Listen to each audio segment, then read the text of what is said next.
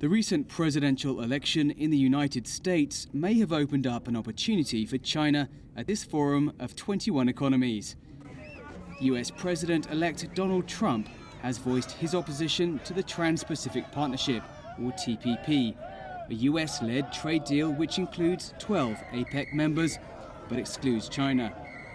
The chance that TPP may not be ratified by the US Congress has given China the opportunity to argue for the faster adoption of a broader free trade area.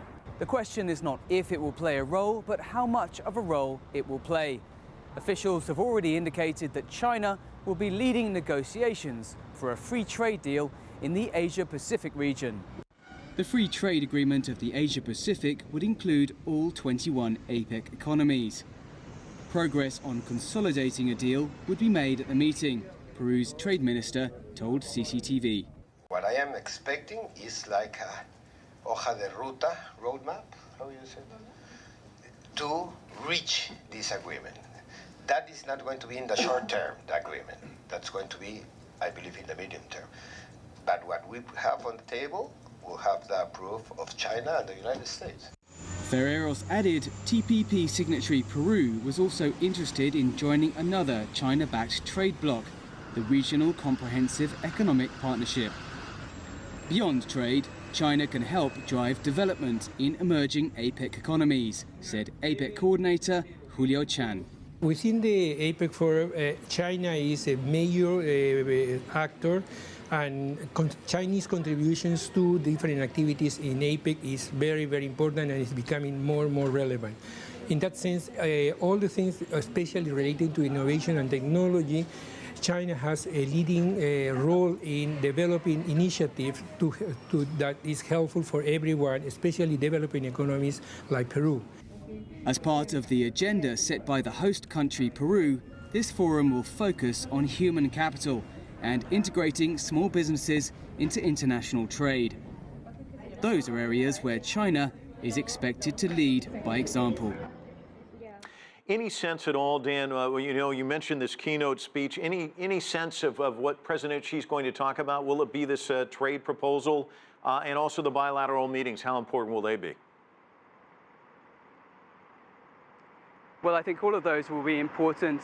To get the only sense we've got of what President Xi may say has been his columns that he's written in newspapers in Ecuador and Peru, stressing the importance of the bonds with those countries and trying to deepen those relationships with countries in Latin America. But of course, there are many other countries in the Asia-Pacific region with which China has an important relationship, and he'll be looking to consolidate those relationships as well. But clearly, yes, China will be wanting to play a leadership role here. And before the leaders convene on Saturday, ministers have been hammering out the details of a study for this China-backed regional free trade deal, the FTAAP, which is the Free Trade Agreement of the Asia-Pacific. Now, that includes all of the 21 APEC members. It seems to be very inclusive, and China is playing a leadership role in that, along with another trade deal, which is the RCEP. Now, that includes India, but it excludes India, which is not an APEC member, but excludes APEC members in the Americas.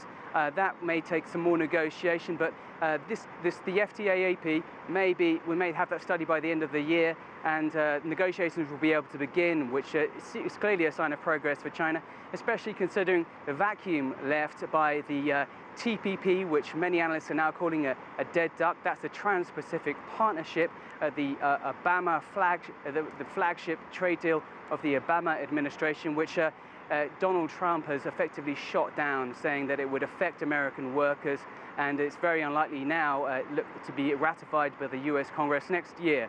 So clearly, yes, like China could emerge from this deal as a champion of free trade in the region. Obviously, probably an awkward gathering for President Obama as he arrives there in Lima as well. Thanks so much. Dan Collyns reporting live from Lima for us.